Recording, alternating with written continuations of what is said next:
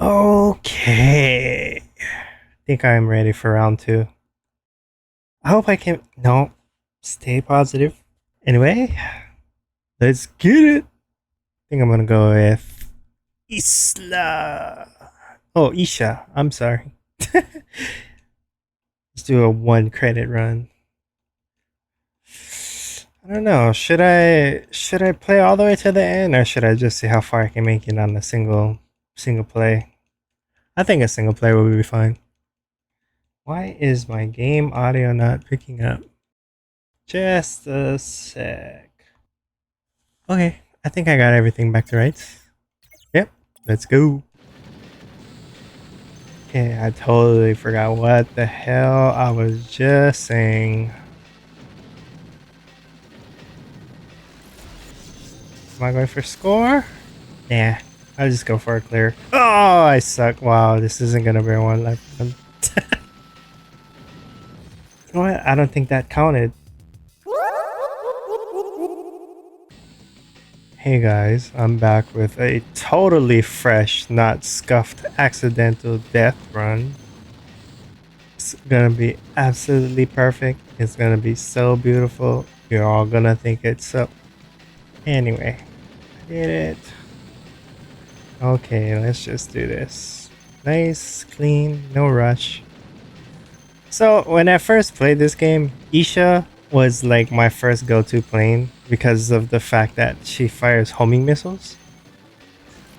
Oh, I used them for shield at the wrong moment. But anyway, as a kid, of course, like homing missiles and whatever else is like very attractive. But like as I got older, I guess it seemed like a very lazy kind of playstyle, I suppose you could say. Which is why like I opted to use like Ruby a lot more, being that Ruby is my favorite character. But like I said in my previous video, um, Stuck is the only pilot that I actually got to the true ending with.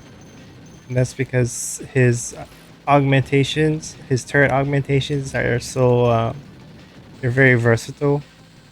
Meaning you can change the direction that his bombs shoot in. Very useful on some stages, not all of them, but I'll show you guys later in the stuck gameplay. I don't think I'm gonna get to the true boss either on that playthrough. I'm probably just gonna get stuck. Anyway, all right. Let's get through this stage nice and clean. No dying. Let's try to do it without a bomb use. I think I can do it. I've done it before. Just gotta believe. Okay.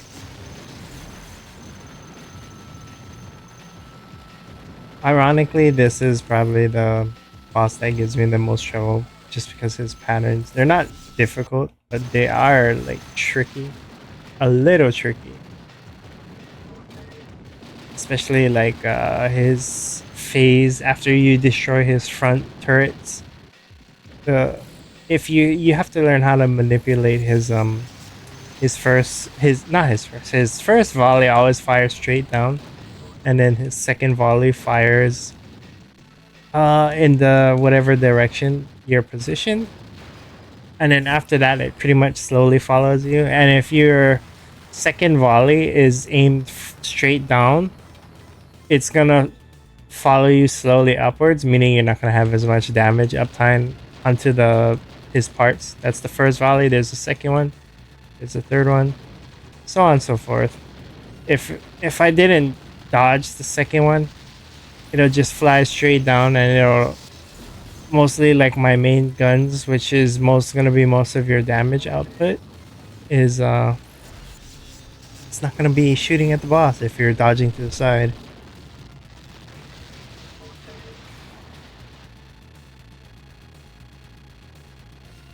Yeah, this volley is the one I'm talking about as well. If you don't dodge that second one, and you just let it focus fire on your position, you're gonna spend more time dodging, just like this. This is usually where I choke and get my first death, or I have to end up using a bomb. This part right here. It's easy to dodge, but those targeted see what I'm talking about. God damn it, man. Well, there goes the run. Or was it? No, I'm not gonna restart. Let's just get this over with. I'd rather not make the video longer than it is. It's going to be... Alright, let's move on to the next stage. I hope I did some little changes to the mic, some of my plugins or whatever. The noise suppression, I'm not too sure. I did change it with, I fiddled with my expander so that it'll pick up maybe less of my button mashing. Not sure if it's working. I should have tested it before I started recording. But oh well, it is what it is.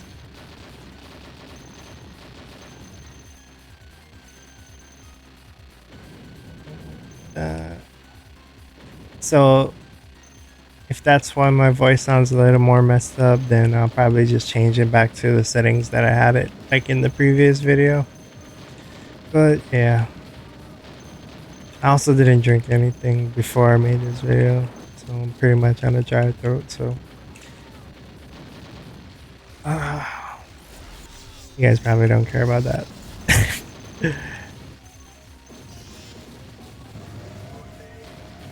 Okay.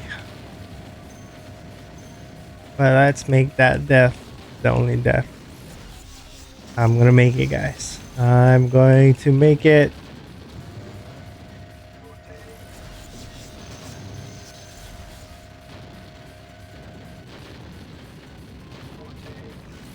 Yeah, I have very little to talk about during this recording.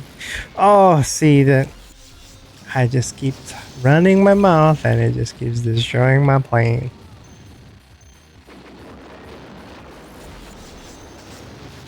I think the more I talk, the more I die. It's just what it is. Otherwise, if you guys want me to talk about some random shit where I'm not paying attention to what I'm saying and I'm just paying attention to the game fully, that can be done. Won't be enjoyable.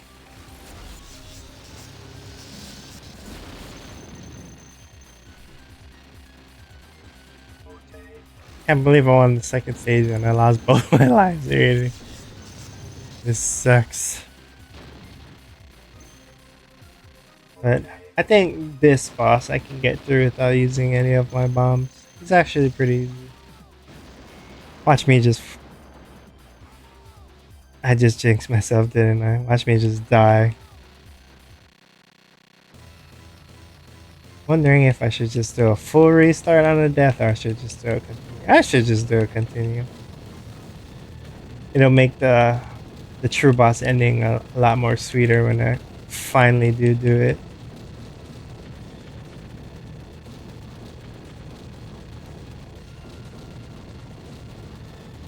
But yeah, like I said, this boss is pretty easy. Not much to dodge. This is probably the most like complicated bullet pattern that he has, which is not really all that complicated. Oh, I lied. Oh my god. Whatever, let's continue.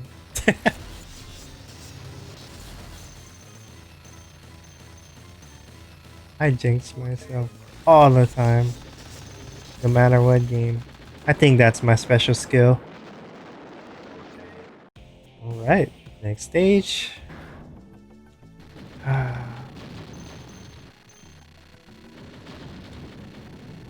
know, the one experience that I had with a train was I stayed in a hotel in Vegas on a trip.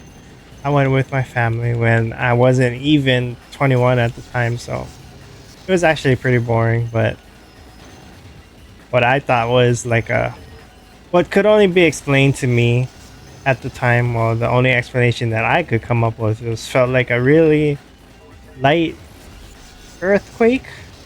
No, it was actually there's a train tracks outside the hotel and a train was rolling in. Not full speed, but it just still like kind of shook the building. So I was like, whoa.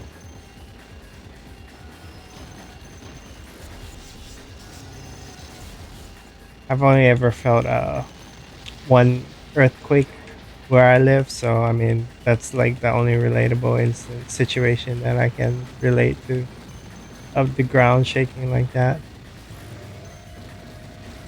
It wasn't very scary, it's just like startling and surprising. Oh,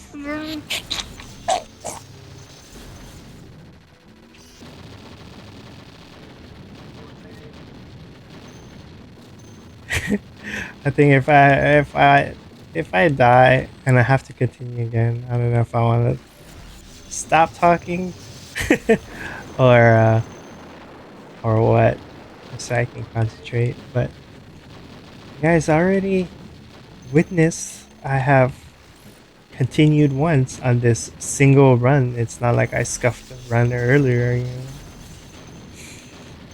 I mean, I certainly know. I think I had a system, a controller malfunction. Who knows? But whoa! I almost ate it right there. It's all good. Okay. Oh, oh, see, I don't know what it is. I mean, maybe it's the game engine, but I don't think my computer is. Oh, sorry about that. I don't think my computer is the reason why the game slows down. Sorry about that. My headphones fell off.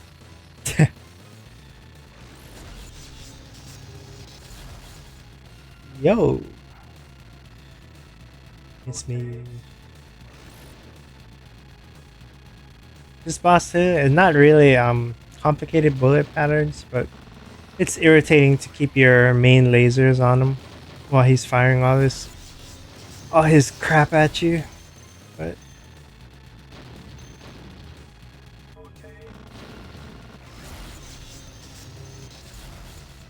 whoa, almost died there. Almost died there too because I wasn't really paying attention.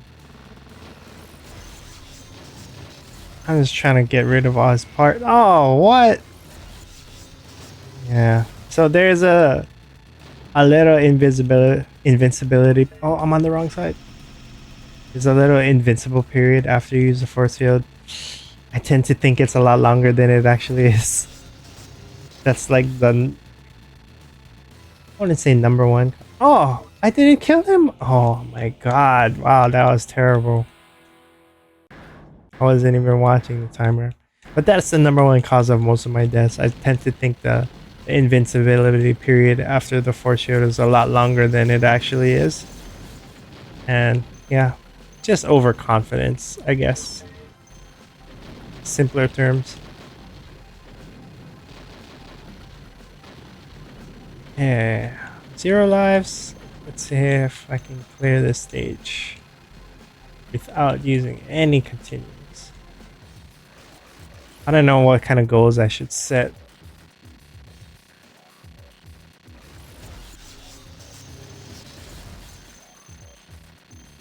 I wish there was a way you can just continue a stage. I mean, you can probably do it with the Capcom Stadium Rewind. This thing. I mean, I don't want to use that. Oh wow! See, I just jinxed myself over and over. Talking about how clean it's gonna be and just. Oh, I watched it in slow motion as I flew right into it and ate it. Down to okay. I'm not having a good run. It's becoming less and less fun. Oh, that was so close. I think I'm gonna have to utilize. I lost a total of 3 lives on this stage. This sucks. It's about slowly positioning Asker. Get the one up.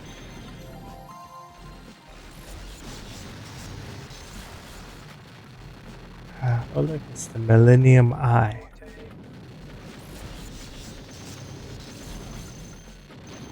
Oh man. I'm gonna try to keep my calm.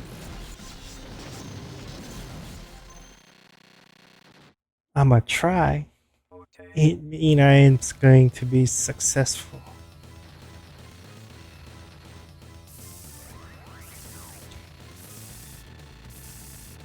It took me maybe like 5 or 6 clears before this guy's actually a robot and he has walking on legs rather than a ship. But I mean, that actually just made him cooler because I love mechs. Like Armored Core is one of my most favorite games. I don't even remember when I first discovered that game, but it was uh, I'm not sure if you can say it was. Damn it! Why? What was I talking about? Armored Core. Okay, yeah. Mechs to me is just super cool. I'm sorry. So like, I'm not sure what came first between discoverability and my personal experience. If I discovered Gundam Wing first, or it was Armored Core. I'm pretty sure it was Armored Core because I think Armored Core was on the first PlayStation, which I've had. I mean, hey, in my family we've had an Atari, the Nintendo Entertainment System, and then the Super Nintendo, then the PlayStation and 64. I'm not talking about chronologically when they were invented, chronologically in terms of when we owned it, but yeah. So 64. Um, we owned the PS2. I think around this is the age where like started having like my own stuff. So like oh no, I think in high school I had a PS3. No, not in high school. In high school it was still a PlayStation 2. But like around the era when PS3 was out, it was around the time where like I could buy my own stuff. So and like when around the time like when I would save like I guess my allowance you could say when I was a teenager is like when Armored Core 2 came out for like the PS2. And like I've never really I just keep rambling on telling you guys the story. I've never really watched too many I guess you can call it the opening cinematics of most game. Armored Core 2 was like the most epic thing I've ever seen up to that point. And if I've heard rumors of the next Armored Core coming out. I mean, obviously, Fires of Rubicon was announced, and it will be on PC. Quotations will, not too sure, but I've seen it listed that it's gonna be on PC. And when I started working, maybe when I was 17, is when I transitioned to be to have a computer rather than playing on console all the time. And at the time, my best friend introduced me to, well, it's not the game itself, it was a custom map built in the game, to Dota. And I had no idea the first time I played that what the hell I was doing. I ended up getting flamed by my teammates, of course, as most of you would probably guess. Playing my first champion that I ever played, I remember it was well, I played the campaign before I actually played the actual map of Dota. So my favorite character at the time was the Banshee Queen herself. And so of course I played the closest thing related to her on the Dodo map, which was Drow Ranger. And I had no idea what I was doing, like with items. I mean, you can obviously read the skill and like it'll explain what the skill does, so you know what to use. And then like I had no idea like about like the ultimates and stuff like that. Joe Ranger's ultimate wasn't that awesome. I mean, it was okay, but not awesome like other ones. But um, long story short, I had no boots and like I don't know, mid game I had like 5 mithril hammers. And like my teammates was like, what the hell, man, buy a if you're at least gonna buy like that much mithril hammers, buy a desolator or something, or upgrade it into a desolator. And I was like, at that time it's like, I don't even know what the hell they're talking about.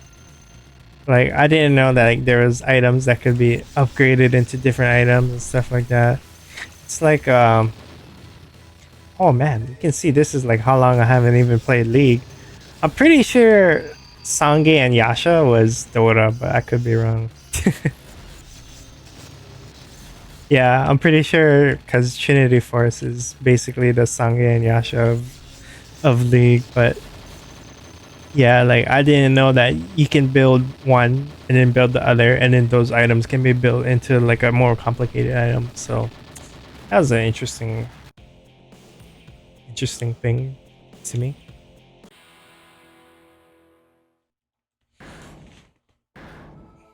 And then by the time I got seasoned, I don't know, maybe after like 3 months, maybe longer. Like my favorite champion at the time was playing Pudge. And I don't know, like for me, I just like the idea of like kidnapping someone with your meat hook. It was pretty funny. Like the first time I played against him, it's like getting hooked is like so like, oh man, what the hell is going on? But when you're on the other side of that, when you're the one causing shock and confusion, it's just hella funny. There was another champion that was sort of like that, like surprise, but it wasn't as psychologically effective as getting like hooked across the screen and like looking at your champion disappear. Like, oh, where did he go? What the hell? Oh, I died to that? That sucked. But I believe it was Anubarak, the Nerubian assassin. Like, cause his ultimate was pretty much the wind walk with the backstab damage, but a lot stronger. And that, I guess, Nerubian assassin could be categorized as a pub stomp champ. Because when you play him against like new people or don't know how to counter it, it's like best easy way like to farm kills, I guess, from newer players. Same thing with Gondar the bounty hunter, or Clinks. Clinks kind of like introduced me to lane harassment, which was pretty OP. Because as you know, in or you may not know, if you attack a champion in your lane, like an enemy champion, usually the creeps will counterattack and focus on you, because of course you're attacking their champion, so they're gonna attack you back. But like so there was auto casting back then as well. It was kind of a little more difficult to use because you had to right click it while you're in the middle of a team fight. It's not fun. But that there existed auto casting and self casting. So like your auto cast pretty much is your auto attack with whatever spell that gets laced over it. Say like Clinks was the fire arrow and Drow Ranger was the ice arrow. And if you auto attack an enemy champion, the enemy creeps will concentrate on you. But if you manual cast, like say a single burning arrow or a single ice arrow, it doesn't get, you don't get aggro from the creeps, which is pretty okay. Oh, I just accidentally pressed that. You didn't see that. I'm probably gonna die here. Yo, oh, I don't know. These like sound effects in this game is pretty cool. It's like it's like playing Final Fantasy 3 all over again and like getting into the music. It's like so OG retro, but hella fun. I don't know how to explain it. Like there's definitely new music that I vibe to, or modern music you could say, but this music is like epic as well.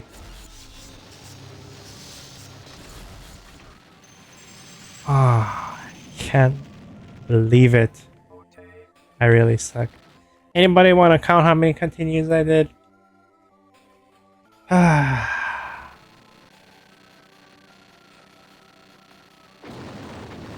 and that is my Isha run. Ish, a bad one. That was terrible. Anyway, catch you guys later. Peace.